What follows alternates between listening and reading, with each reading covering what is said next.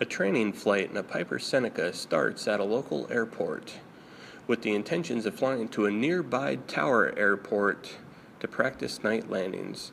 The crew brief the lesson, pre-flights the airplane, and starts en route to the nearby airport.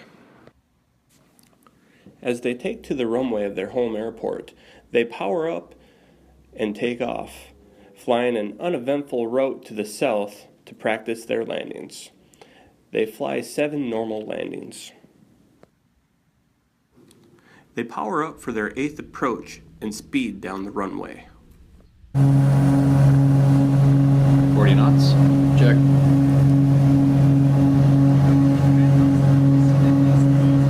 Rotate.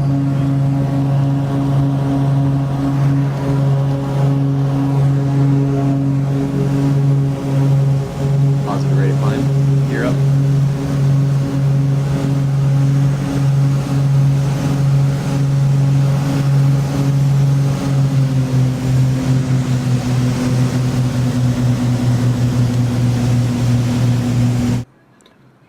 It had been a long day for the 2 men in the cockpit. An earlier flight had worked its wear on the CFI and student. Though still not done, 2 more stop-and-goes were to come. The rising fatigue begins to show clearly.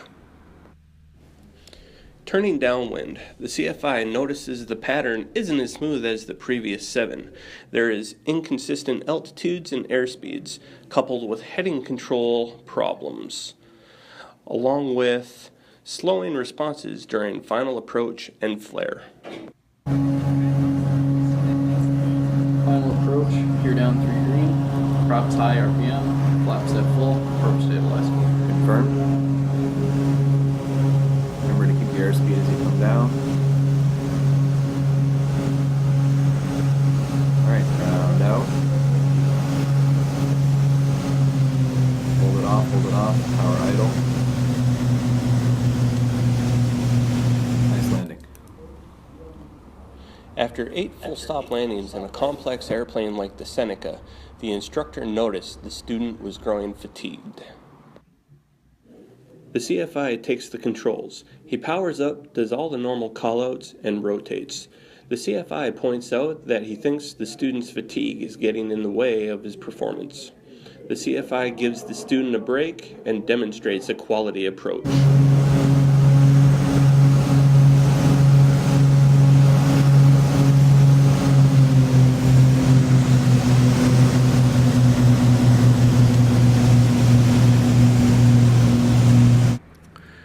The CFI's 9th pattern proved uneventful, flying a normal pattern with a normal landing.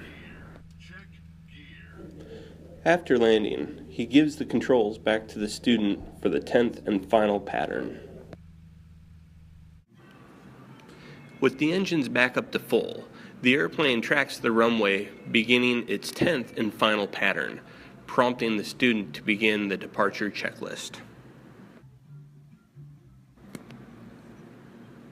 As the plane neared its downward turn, the student reaches to turn off the landing lights, which are located directly underneath the magneto switches. As the student turned off the landing lights, there was a surge in power that resulted in a yaw and roll to the left. Whoa, my airplane! Your controls. The CFI begins his emergency procedures by hammering the controls on the quadrant and asks his student for the airspeed. What's my airspeed? 90 knots. 84. 70. Having not feathered the engine, a left turn with a left engine out, altitude was quickly becoming an issue, prompting a premature turn to base for runway 16 left. But the CFI quickly realized they were still too high.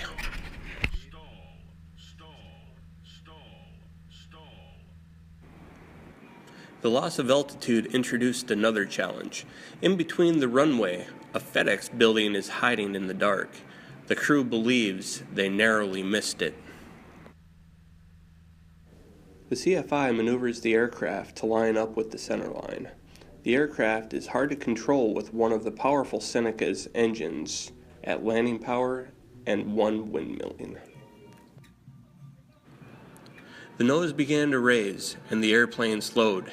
Giving a fast pitch down, they realigned diagonally on runway 16 left. With a firm hit, they were down and jetting across the runway, briefly running off the edge before coming to a halt on the tarmac. They shut down the right engine just as the fire and rescue crews met with the CFI and student.